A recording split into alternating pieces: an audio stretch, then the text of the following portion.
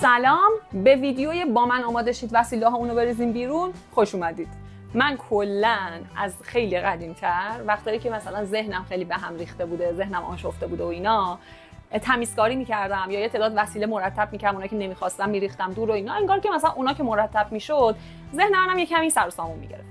اما این داستان به همین جا ختم نمیشه، یعنی علتش این نیست. فقط من یه مدت اینجوری بود که یک عالمه وسیله داشتم و همیشه هر وقت جایی میخواستم برم وسیله نداشتم که بپوشم. یعنی همون جوک طنزه هست که میگه که مامان من چی بپوشم، دقیقا همچین حالتی بود. یه عالمه وسیله که انگار هیچی با هیچی نمیخوند. بعد توی اون دورانی که حالا وبلاگ نویسی و اینها مد بود، مد که نمیشه بگی، ترند اون روزها وبلاگ نویسی و اینها بود، یکی از وبلاگ نویسایی که من خیلی دوستش دارم و این چیزی که دارم تعریف میکنم مثلا مال سال 90 دیگه، خودتون حساب بکنید دیگه 13 سال گذشته، اومد وبلاگش رو تبدیل کرد به سایت. یعنی از وبلاگ دنبالش میکردم، وبلاگش شد سایت و اسم حالا سایتش الان هست چی نپوشیم. اومد اصلا راجع به استایل صحبت میکرد. اون موقع که ببین الان مثلا نگاه نکنید که کل اینستاگرام شده مثلا چه میدونم با من آماده شید فلان چیزو بپوشید فلان چیزو نپوشید. چیزی که دارم صحبت میکنم ازش واقعا مال وقتیه که هیچ کدوم اینا وجود نداشت. یه سایت زد و راجع به کمدهای کپسولی صحبت کرد که شما چه شکلی هوشمندانه خرید بکنید که با هزینه کمتر لباسهای بیشتری برای پوشیدن داشته باشید. که حالا من نمیخوام واقعا وارد این مبحث کمد کپسولی و اینها بشم، ولی به این معنیه که شما مثلا برای نباید یه دونه آیتم تک توی کمدتون باشه که همینجوری نگاش کنید بعد مجبور شید برید برای اون آیتم شلوار بخرید، کیف بخرید، کفش بخرید. باید معمولا شما یک استایلی داشته باشید که بتونید حداقل خیلی چیزاتون رو با هم دیگه ست بکنید. اینم یه ور قضیه بود. بعد از یه جایی به بعد که مثلا بگم شاید مال 5 6 سال پیشه که قبلا هم در موردش صحبت کردم، من تقریبا استایل لباس پوشیدنم ثابت شد. یعنی از یه جایی به بعد کادو خریدن، لباس خریدن، اکسسوری خریدن برای من میتونم بگم راحت ترین کار دنیاه، چون واضحه که من چی میپوشم و چی نمیپوشم. خب بعد خب وقتی اینجوری شده بود، مثلا دارم میگم من یه تیشرت قرمز، مثلا یه بلوز قرمز توی کمدم داشتم که اینو هیچ وقت نمیپوشیدم، فقط چون داشتم نگهش داشته بودم. بعد دیگه تصمیم گرفتم کم کم از اینا دل بکنم. خب وقتی یه چیزی نمیپوشم چرا نگه دارم؟ و کلا یه سری علت‌های دیگه که باعث میشه من مثلا لباسا رو از کمدم خارج بکنم. حالا اینکه چه تصمیمی براشون بگیرم، بعضی وقتا واقعا خب لباس استفاده شده با بندازمش بره، بعضی وقتا واقعا قابل استفاده است. اگر از نزدیکانم مثلا کسی دوست داشته باشه که اون لباس رو استفاده بکنه، مثلا خوشش اومده باشه و لباس نو باشه، تمیز باشه، میدم بهش. خیلی وقتا لباسا رو اهدا میکنم به کس دیگه واقعا اگر شرایطش خوب باشه. اگر شرایطش خوب نباشه نه این کارو نمیکنم. بعضی وقتا تغییر کاربری میدم. لباسا رو من دسته‌بندی کردم که راجع به سرنوشتشون توضیح بدم که چه اتفاقی میفته که واقعا من از لباسا دل میکنم. راستشو بخوای واقعا هم کار سختی اولش، یعنی انگار که آدم به همه چی وابستگی داره، ولی بعدم نیست دیگه. آدم بالاخره باید از یه سری وابستگی‌ها دل بکنه، مثل بقیه قسمت‌های زندگی. اول اینکه مثلا با این شروع کنم. ببینید این میگم که من لباسامو خیلی طولانی مدت دارم.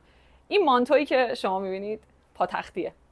این مانتویی که شما میبینید رو من خیلی ساله دارم، تقریبا از سال 94 یا 95 این مانتو رو دارم، در حدی که مثلا توی سال 96 توی یکی از اون برنامه‌های انتخابات ریاست جمهوری که آقای روحانی رئیس جمهور شد، این تن منه این مانتو. کاش عکسش رو پیدا کنم براتون بذارم.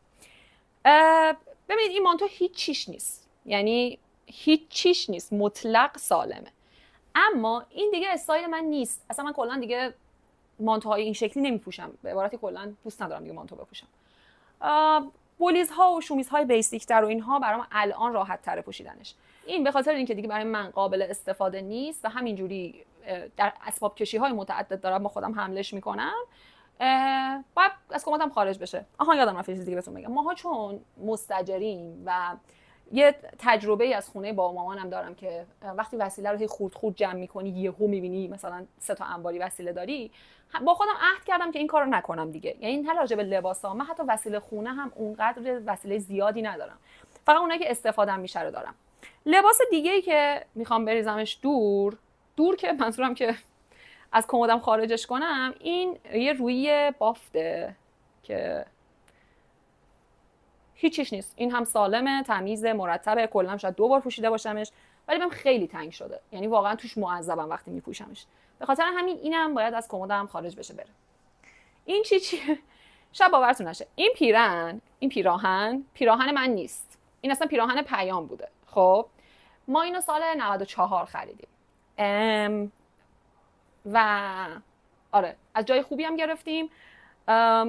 طبیعتا جنسش خیلی این پوشیده شده. بچه‌ها این پیراهن واقعا زیاد پوشیده شده، یعنی در حدی که یه مدت طولانی پیام پوشیدهش، بعد گفت من اینو دیگه نمیخوام، بعد من برداشتم به جای مانتو پوشیدم. یعنی که شما حساب کنید برعکس اونایی که گفتم کم پوشیده شده، این زیاد پوشیده شده و همچنان سالمه.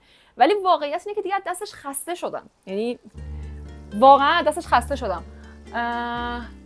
ببینید بذارید من شما رو ببرم، عکس رو میبینید این بالا. اینجا من ترم 1 دانشگاه بودم. یعنی خب پاتختی بعدی میخوام برم سراغ روسریام. ببینید حالا اصلا کلا کاری داستان نداشته باشیم، این روسریم واقعا خراب شد. خب این جزء چیزاییه که میگم دیگه قابل استفاده واسه هیچ کسی نیست. احتمالاً توی مثلا دوربینم مشخص باشه این به یه جای گرفت و اینجاهاش همه نخکش شد. خب این درجه نه برای خودم واقعا نه برای بقیه قابل استفاده نیست. اینم بره بیرون. و اما این روسری من فکر کنم روز نمیدونم خواستگاری پوشیدم. این از اون چیزاییه که واقعا استایل من نبوده، واقعا هیجانی خریدش کردم. با اینکه روسری بدی نیست، خیلی ضخیمه، خیلی گرمه و واقعا آدم توش میپزه و مثلا اینجوری که احساس می‌کنی مثلا یه بار 50 کیلویی رو سرته. به خاطر همین اینم دیگه برای من قابل استفاده نیست. شاید بقیه باهاش راحت باشن. و اما یکی دیگه از خریدهای هیجانیم رو اگه بخوام نشون بدم، من فکر کنم این تیشرت رو توی ویدیوها شاید تا من دیده باشید و کلاً هم خیلی کم پوشیدمش. چرا؟ چون این تیشرت خیلی بلنده. خب یعنی از یه تیشرت عادی بلندتره و یقش هم بسته است، یعنی از این یقه ایستاده هاست. من اینو در ظاهر وقتی می‌خواستم بخرمش خیلی به نظرم قشنگ و کیوت و اینا بود که حالا بودم واقعا بد نبود که. اما این تایپ من نیست. هم یعنی واقعا احساس خفگی می‌کنم توش. هم بلنده هم یقش بسته است. اینه که خیلی گرمم میشه توش. در نتیجه این هم با اینکه نوع واقعا خیلی نوعه ولی قابل استفاده نیست برام، باید خارج بشه. این تیشرت رو شاید هر کسی که از دور ببینه بگه که اصلا اینو چرا داری میندازی دور، به خاطر اینکه واقعا بچه‌ها راستش بخواید این رنگ مورد علاقه منه. یعنی حالا وقتی کمدمو نشونتون بدم متوجه میشید این رنگ و این طیف رنگی واقعا مورد علاقه منن و من نمیدونم چرا باید سر تیشرت مورد علاقم همچین بلایی بیاد. توی فکر میکنم با یک داشتم مثلا حالا خونه تمیز میکردم یا هرچی، این یک ماده شوینده روش ریخته شده یا حالا نمیدونم یه چیز رنگبری، ولی به هر حال نمیدونم چه بلایی سرش اومده ولی واقعا قابل استفاده نیست، خراب شده و خیلی هم ناراحت شدم چون واقعا دوستش داشتم. یعنی برای اونا همه ناراحت نشدم ولی برای این ناراحتم الان. حالا مثلا یه تعداد دیگه از لباس‌هایی که من مثلا کمدم خارج میکنم به خاطر اینکه برام تغییر کاربریشون بدم و اینا همه رو از پشت تا کردم که مثلا کثیف نشن. بذارید من برم عقب‌تر تکیه‌ام بدم. یکی از مثلا اون چیزهایی که باید تغییر کاربری داده بشه این پیراهن است. ببینید این پیراهنه خیلی پیراهن کیوت و خوشگلیه ولی بلنده. خب من گفتم اینو ببرم بدم خیاط کوتاهش بکنه تا زیر زانو چون بلنده تا نوک پاه. مثلا باید باش کفش پاشه دار اینو بپوشی. اینو ببرم کوتاه کنم تا زیر زانو که این تابستون و اینا تو مهمونی بچه‌ها و دور همی و اینا بپوشمش. به نظرم کانسپت خوبی میشه. بهتر از اینه که ببین میدونی چرا؟ چون شما مگه مثلا چند تا مهمونی دعوت میشید که پیراهن بلند احتیاج داشته باشید. بعد تازه فرمش به فرم مثلا اون کلاسیکی هم که من توی عروسی ها میپوشم نمیخوره. در نتیجه همینجوری هی گوشه کمد داره خاک میخوره. یه حالت خودمونی طوری داره ولی بلنده. یعنی دو تا تضاد کنار هم دیگه. به خاطر همین گفتم من اینو چیکار کنم؟ اینو ببرم کوتاهش کنم که همون حالت خودمونی طورش بیشتر بشه و بتونم استفادهش بکنم. خب و دو تا شلوار داریم اینجا که واقعا دست یکیشون دلم خونه، دست دو تاشون دلم خونه. من حالا یه کمی جلوتر راجعش صحبت میکنم ولی از یه جایی به بعد به این نتیجه رسیدم لباس‌های بیسیکی که زیاد برام استفاده میشه رو باید جنس خوبی بخرم وگرنه هی خراب میشه. باید هی برم لباس جدید بخرم و اون لباس جدید خریدن هم راستش رو بخواید هم هزینه‌اش در مجموع گرونتر میشه، همین آدم خب اعصابش نمیکشه دیگه. پس چه بهتر چیزی که میخوای و خوب بخری که مثلا طولانی مدت برات بمونه، چیزی که خیلی بیسیک و قابل استفاده است. ببین یکی از چیزهایی که من واقعا تلاش کردم برای خریدنش یه شلوار مشکی این تیپی بود. نمیدونم حالا فرمش مشخصه یا نه، یه شلوار مشکی کلاسیکی که تقریبا راسته هست، یه کوچولو دمپاش تنگه و واقعا دلم میخواست که یک جنس خوب بگیرم، چون خیلی این شلوار کاربردیه. شما مثلا تو استفاده روزمره، تو مهمونی، تو جای رسمی، تو جای با همه چی خوب میشه، با کتونی خوب میشه، نمیدونم با کفش رسمی خوب میشه، همه چی. و من خیلی وسواس داشتم رو انتخاب این. اصلا واقعا نمیدونم این قسمت نبود انگار من این شلوار مشکی رو بگیرم. یه دونه شلوار مشکی گرفتم از یه آنلاین شاپی توی ترکیه که دقیقاً همونی بود که می‌خواستم. یعنی ببینید اصلا هنوز من رو دست اون شلوار رو ندیدم، ولی من هیچ وقت لباسام کوچیک بزرگ نمیشه. اون کوچیک شد، بزرگ بود بهم. بعد اونو گذاشتمش توی یکی از این پلتفرم‌های فروش، فروختمش و این رو گرفتم به جاش. خب که این هم فرمش دقیقاً همونیه که من می‌خواستم. چند تا پیلی کوچیک داره، دمپاش به اندازه تنگه، سایزش اندازه است و جنسش رو هم نمیدونم اون موقع چک کردم، چون من همیشه جنس لباس رو چک میکنم. نمیدونم اینجا معلومه یا نه، ولی ببینید چه بلایی سر این شلوار اومده. شلواری که گرون خریداری شده و قرار بوده یه عالم مدت برای من کار کنه. حالا من گفتم اینو ببرم بدم پرزگیری کنن که اگر درست بشه که واقعا خوشحال میشم، ولی خیلی بعید میدونم، چون همینجوری فقط کافیه شما یه جاش فشار بیاری، برمیگردی خونه مثلا ببینید پرزهای عالم نشسته روش. این هم همینطور. این شلوار رو کلا من فکر کنم یک بار پوشیدم. از نظر فرمی شلوار تقریبا مام استایل و ایناست، ولی من یه مشکلی واقعا با شلوار خریدن دارم. از شلوارهای قد 90 خیلی خوشم میاد، ولی شلوارهای قد 90 موجود در بازار برای من قدش مثلا میشه 80 اینجاها میاد. خیلی کوتاهه برام این شلوارا. به خاطر همین دیگه عملا میشه شلوارک و اصلا اون استایل شلوار بودن خودش رو از دست میده. اضافه بر این که این اصلا شلوار خوشبرشی هم نیست. من نمیدونم وقتی که داشتم اینو میخریدم تو آینه داشتم به خودم چی فکر میکردم. واقعا خوب توی پا وای نمیسته و قدش هم خیلی برای من کوتاهه. ولی خب قطعا برای شاید کس دیگه‌ای خوب باشه. خوش اومدید به کمد من. خب ببین من الان هدفم از نشون دادن کمد واقعا این نیست که کمد رو بخوام نشون بدم. چیزای دیگه میخوام بگم. ببین این شما و این تنوع بسیار رنگی کمد من داره. اینا تازه دو تا رنگی هم هست رفته این گوشه قایم شده. ببین نگاه کنید این رنگ خیلی پر رنگ رو دارم. این رنگ رو دارم که 1000 بار این شومیز رو تقریبا توی ویدیوها دیدید. این رنگ رو دارم. خلاصه بیشتر هدفم اینه که بهتون توضیح بدم چی شد که به همچین حالتی رسید. اندازه این کمدی که الان اینجاست، یه کمد این بیرونه و 2 تا کمد هم این پشت من در واقع اشغال کردم. یعنی فقط همه لباسام این نیست. 2 تا کشو این پایینه و 2 تا کشوی کوچیک اونجا. و شاید از خودتون سوال بپرسید که واقعا پس چی میگه هی میریزم دور و فلان و این حرفا. بچه‌ها من یه تایمی خیلی عاشق تنوع بودم. خب تازه که رفتم سر کار دوست داشتم که همه پولامو لباس بخرم. و راستش رو بخواید همه پولامو لباس خریدم. و این شد که بعد من در دنیایی از لباس غرق شدم. خب بعد چون دوستشون داشتم و مثلا حس خوبی داشت و اینا، واقعا خیلی طول کشید که بتونم ازشون دل بکنم و لباسام خوب نگهداری میکنم. اصلا واقعا همه لباسام سالم بود.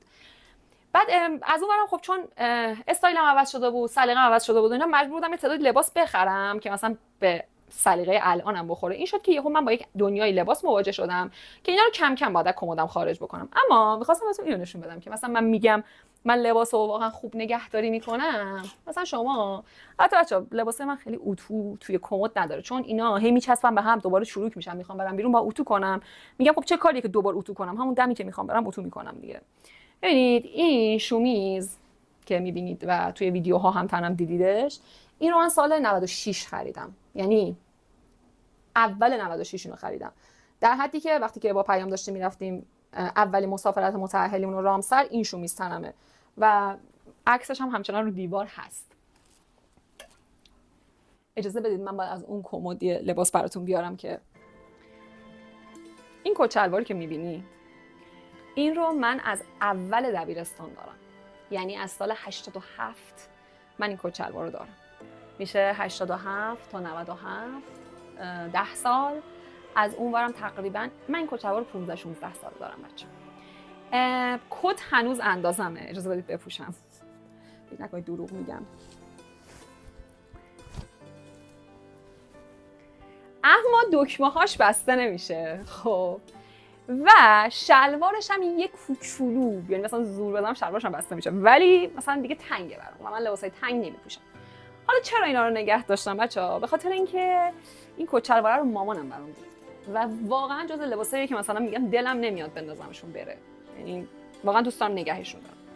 مثلا مشخصه دیگه مثلا چیز نیست، صنعتی نیست سوختش.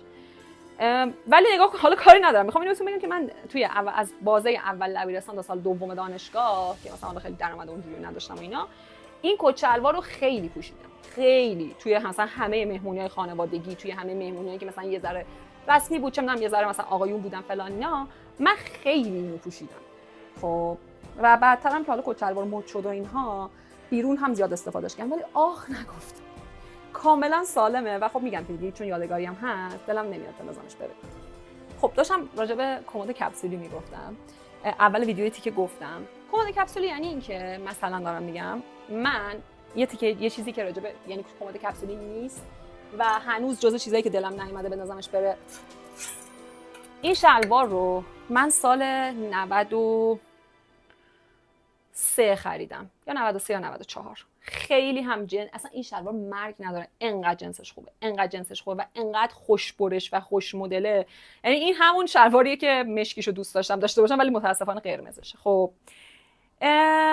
این کمد کپسولی رو، قوانین کمد کپسولی رو نقض میکنه، چون حقیقتش رو بخوای فقط من میتونم با تیشرت سفید بپوشمش که تیشرت سفیدم هم بهش نیومد از نظر برش، ولی جزء چیزایی که واقعا هنوز دلم نیومده بریزمش بره. اما شما نگاه کنید، مثلا دارم میگم، من دیگه نمیارمش برون چون خیلی چیز بزرگه، مثلا این شومیز سفیده، این بولیز آبیه، این بولیز آبیه، این بولیز آبیه، این بولیز آبیه و این، چون در واقع اینجا همه چی آبی و سفیده، به همه این شلوارایی که اینجا هست میاد. خب و من میتونم مثلا آبی، چون رنگ خنثی، میتونم آبی رو با مشکیه بپوشم، مثلا با شلوار کرم بپوشم، با جین بپوشم، با هر شلواری که اینجا باشه این دوتا شومیزی که گفتم خوب میشه. خب اون ویدیوی قبلی که دیدید من کمدم اینا رو مرتب کرده بودم، اونا رو چند روز پیش وقتی امتحان داشتم زده بود به سرم، اونا رو مرتب کرده بودم. اما کمد کیف و کفشا رو واقعا دست نزدم. بعد کمد کیفا رو واقعا فکر نکنم حوصله‌ام بیاد مرتب کنم امروز. اما کفشا رو باید مرتب کنم. کفش دور ریختنی ندارم، حالا بهتون میگم چرا کفش دور ریختنی ندارم. اما کفشا رو هم باید تمیز کنم، هم کمدشون یکمی مثلا خاکی اینا شده، کمدشون هم باید تمیز کنم.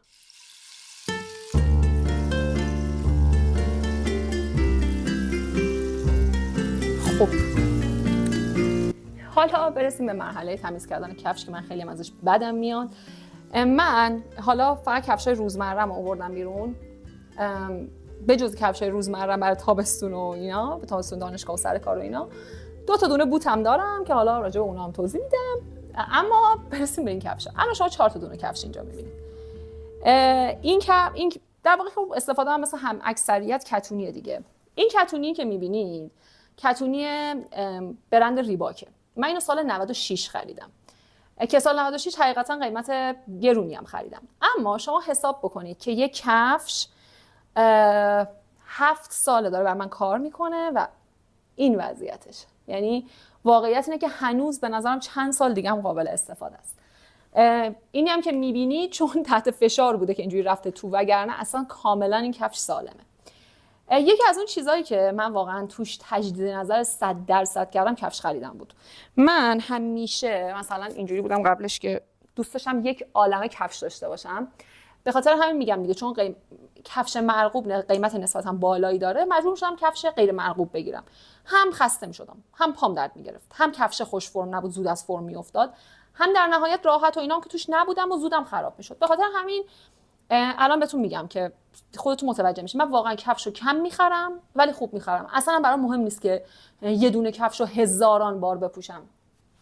کفشی که حالا باز اون ریباک رو از سال 96 تا 98 به کوب استفاده میکردم چون تنها کتونی بود. سال 98 این کتونیه رو گرفتم از برند اکو. قصد خریدش هم نداشتم چون آف داشت و قیمتش خوب بود خریدم.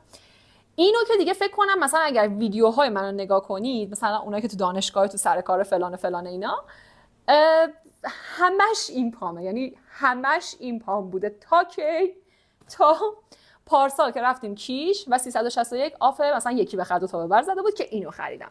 حالا چرا اینو گرفتم؟ خیلی کتونی رنگ روشن دلم میخواست، خیلی، چون جفت کتونی‌ها مشکی بود، دوست داشتم این کتونی رنگ روشنم داشته باشم که دیگه مثلا اونجا احساس کردم که این واقعا بهترین تایمیه که من میتونم یه دونه کتونی خوب بگیرم، مثلا کتونی رنگ روشن خوب بگیرم که دیگه البته الان خیلی کثیف شده. البته یه اشتباهی تو خرید این کتونی کردم بهتون بگم، حالا شاید به درد شما هم بخوره. فروشنده‌ام گفتا منتها چون من ازش خوشم اومده بود دیگه خریدمش. گفت این کتونی نگاه کنید رویش چیزه، نگاه کنید من روی کتونیام همه پارچه‌ایه، اون یکی که اصلا عالیه، اصلا توره، یه اصلا چیز عجیب غریبیه این کتونیه. اکوف واقعا هر چقدر پول براش بدید ارزش داره. این رویش مثلا حالت پلاستیکی طور داره، حالا نمیدونم جنسش مثلا تو کفش چی میگن، ولی میبینید دیگه پلاستیک ماننده. این خیلی گرمه برای تابستون، به جاش برای زمستون عالیه ها، که خب اون وقت آدم زمستون توی دستام هم کفش زدم به چشمم و صورتم همه جا. آدم تو زمستون معمولا چون مثلا بارون و برف و اینا هست شاید خیلی مثلا کتونی سفید خیلی چیزی نداشته باشه، جایگاهی نداشته باشه، ولی کلا کتونی مناسب زمستون بیشتر تا مناسب تابستون.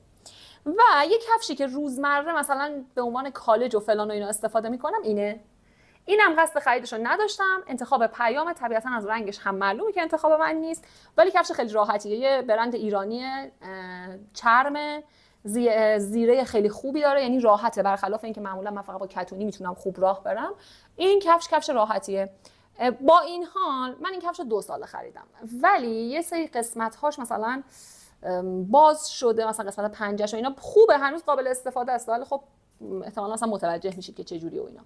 ولی در کل این هم از خریدش راضیم در مجموع، چون برای یه سری جاهایی که مثلا نمیخوام کتونی بپوشم یا میخوام اینجوری یه چیز پا فرو کنم توی چیزی برم، واقعا خیلی انتخاب خوبیه. حالا من بذار 2 تا کفش زمستونی رو بیارم. 2 سال پیش خریدم. بوت معمولا خیلی سنگینه، به خاطر اینکه سنگینه آدم پاش مثلا اذیت توی راه رفتن و پارم میزنه بوت اغلب، به خاطر اینکه ساقداره و اینها اذیت میکنه. یکی از چیزهایی که من خیلی زورم اومد پول دادم خریدم و واقعا به اصرار پیام خریدمش، اگه خودم بودم شاید نمیخریدم، این بوته بود، چون واقعا قیمتش مثلا برام بالا بود، یعنی مثلا با پول این بوته شاید میتونستم خیلی چیزای دیگه بخرم، ولی واقعا راضیم از خریدش. سبکه، پا رو نمیزنه، با همه چی خوب میشه و آخ هم نگفته، زیپ هم داره که اون بندارایی نخوای ببندی و اینا. خلاصه که در صنعت اینم فکر کنم مثلا 96 دارم. اینو مثلا جاهایی که یه تیپای ذره رسمی‌تر و اینا بخواد باشه میپوشم، اینو استفاده روزمره که هر دوتاش هم خیلی راضیم. اینم یه برند چرم ایرانی از فردوسی گرفتم، چیز عجیب غریب و مثلا چیزی نیست، ولی خیلی خوب بود. اینه که میخوام بهتون بگم من هر باری که کفش خریدم جونم در اومده، به خاطر اینکه واقعا قیمت کفشا خیلی زیاده، ولی در نهایت اینجوری بودم که وقتی استفاده کردم گفتم میارزه. و مثلا شما نگاه کنید، من از سال 96 تا الان که میشه 9 سال 7 سال من کلا 3 تا دونه کتونی خریدم، حالا با اون کفش سبز 4 تا کتونی خریدم، یعنی حتی از میانگین مثلا سالی یه دونه هم کمتر، در حالی که اون موقع که مثلا دنبال تنوع مثلا اینها بودم واقعا شاید میشد که سال 2 جفت کتونی هم میگرفتم، چون کتونی هم خیلی زود از فرم میافتاد. حالا بازم میگم این انتخاب فعلیمه، نمیخوام بگم واقعا درسته یا غلطه یا همه باید اینجوری باشن، ولی این شکلی راحت تر شدم. میگم اینجوری هم نیست که واقعا به راحتی مثلا برم مثلا هر کفشی که دلم بخواد بخرم، نه، ولی واقعا مثلا برای کفش پولمو جمع میکنم و این مثلا خب سخته، خیلی سخته، ولی راضیم در نهایت از تصمیمی که گرفتم. ببینید واقعیت اینه که اینا کمد کیفا واقعا جمع کردنش فعلا، کمد کیفا و اکسسوریا واقعا جمع کردنش از توانم خارجه، چون میدونم که باید چند تا کیفو دور بریزم، مثلا این باید دور انداخته بشه، اما هنوز وابستگی دارم بهشون، هنوز نتونستم تصمیم بگیرم، درنچه باشه یه روز دیگه که سر حوصله بتونم راجبش فکر بکنم.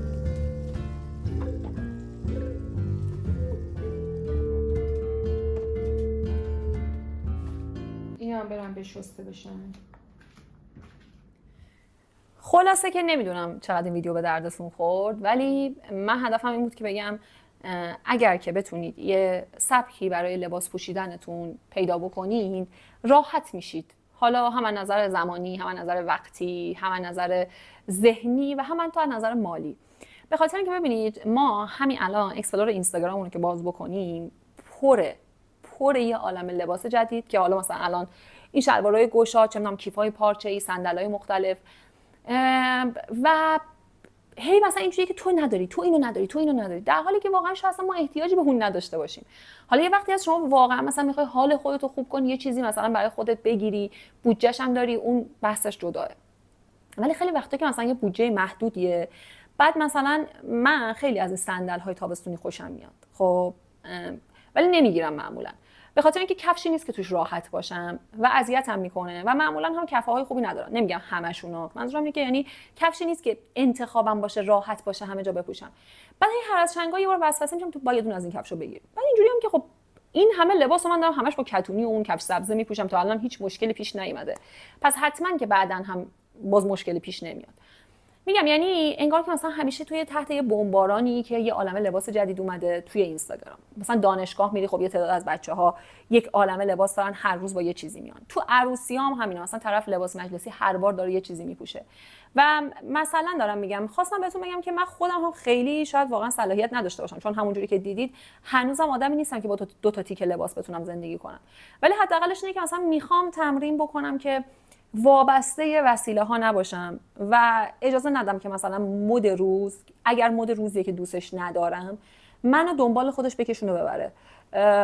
حالا اصلا به غیر از این بحثای فلسفیش و فلان و اینا، واقعا دلم نمیخواد چند سال دیگه که عکسامو نگاه میکنم خندم بگیره. یعنی مثلا بگم که دیدید مثلا الان عکسای 7 8 سال پیششو نگاه میکنه، اینجوریه که مثلا چه کاری بوده من کردم.